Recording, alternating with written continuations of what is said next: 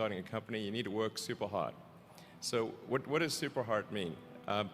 Well, when my brother and I were starting our first company, instead of getting an apartment, we just rented a small office and we slept on the couch.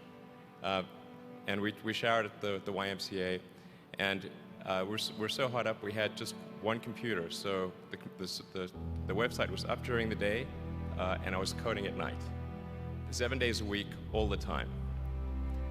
And I sort of briefly had a girlfriend in that period, and in order to be with me, she had to sleep in the office. So work hard, like, I mean, every waking hour. That's the thing I would say, particularly if you're starting a company.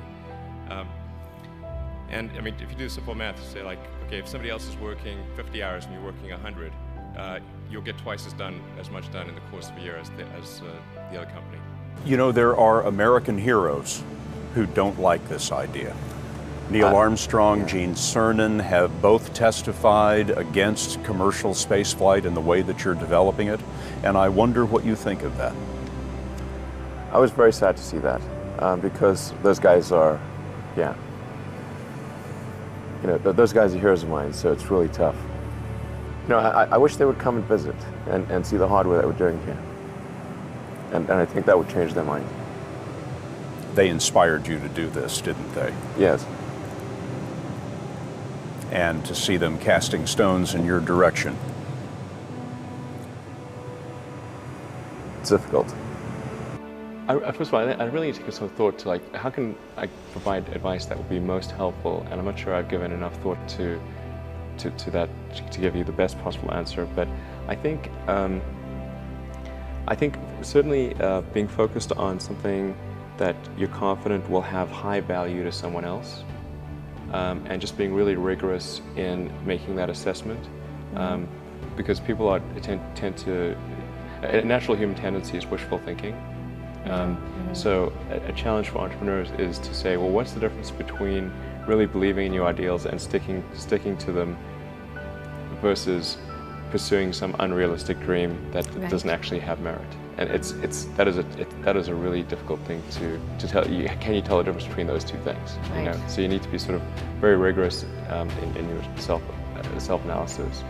I think certainly extremely tenacious, and then just work like hell. I mean, you just have to put in, you know, 80 to 100 hour weeks every week. Well, I don't want to give the impression that I thought Tesla would be successful from the beginning. I actually thought we would fail. You did? Really? Oh, yeah. I thought we'd maybe have a, 10-20% chance of success. I mean, startups in general fail, and auto startups especially fail. Sure. You know, each month that passes is literally costs us tens of millions of dollars. I mean, we need to appreciate that. Right now we're facing an issue, which is that it's sort of a crisis of confidence among our customers. We should be expecting it this time. They were basically saying, well, this proves it. You know, here's this cheeky bloke from Silicon Valley who thinks he can make a car. He's going to fail. Right, sure. How did you feel at that stage? Well, I felt pretty miserable, honestly. It did honestly look like we were going to fail. Almost ran out of money. In fact, at the end of 2008, so I had to invest the last money that I had in the company. You staked your fortune, didn't you? Everything, yeah. I would have ended up owing money if Tesla had gone bankrupt. And we managed to close the financing round on the last hour of the last day that it was possible. So it was Christmas Eve, 2008, 6 p.m. How did you get the expertise to be the chief technology officer of a rocket ship company? Well, I do have a physics background. That's helpful as a foundation. And then I read a lot of books and talked to a lot of smart people. You're self-taught? Yeah. Well, self-taught, yes, meaning I don't have an aerospace degree. So how did you go about acquiring the knowledge? Well, like I said, I read a lot of books, talked to a lot of people, and have a great team. When you had that third failure in a row, did you think, I need to pack this in? Never. Why not? I don't ever give up. I mean, I'd have to be dead or completely incapacitated. And then the final thing is to sort of don't just follow the trend. So you may have heard me say that it's good to think in terms of the physics approach or first principles, which is rather than reasoning by analogy, you boil things down to the most fundamental truths you can imagine, and you reason up from there. And this is a good way to figure out if something really makes sense, or if it's just what everybody else is doing. It's hard to think that way. You can't think that way about everything. It takes a lot of effort. But if you're trying to do something new, it's the best way to think. And that framework was developed by physicists to figure out counterintuitive things like quantum mechanics. So it's really a powerful method.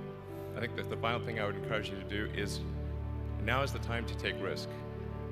You don't have, you don't have kids, but as you get older, your obligations increase. So and once you have a family, you start taking risk not just for yourself, but for your family as well. It gets much harder to do things that might not work out. So now is the time to do that before you have those obligations. So I would encourage you to take risks now, do something bold. Turns out the Dnieper was so expensive his idea never flew. So Musk decided that the only way to get an affordable rocket was to build it himself. And he started SpaceX. The odds of me coming into the rocket business, not knowing anything about rockets, not having ever built anything, I mean, I would have to be insane if I thought the odds were in my favor. Why even begin?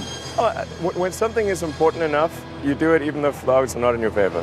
How much of your personal fortune have you poured into this? $100 million. $100 million into something that you did not believe would work at the beginning. Yes. You've said that this has been the toughest year for you, the most sort of taxing year for you. Like, why? Well, I mean, Tesla really faced a severe threat of death due to the Model 3 production ramp. Essentially, the company was bleeding money like crazy, and just if we didn't solve these problems in a very short period of time, we would die. And it was extremely difficult to solve them. How close to death did you come? Within single-digit weeks. 22 hours a day, or like what? How many hours? Just working, so 7 days a week, sleeping in the factory. I worked everywhere I worked in the paint shop, general assembly, body shop. You ever worry about yourself imploding? Like it's just too much? Absolutely. No one should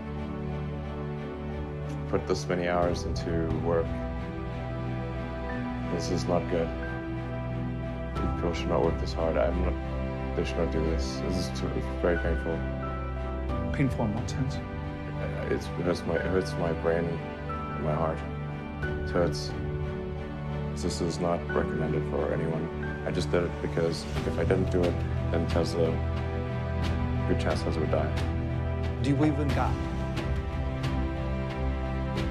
I believe there's some explanation for this universe, which you might call God.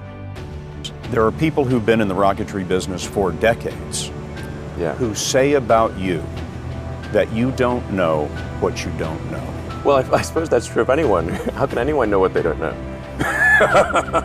But when critics say you can't do this, your answer to them is, we've done it.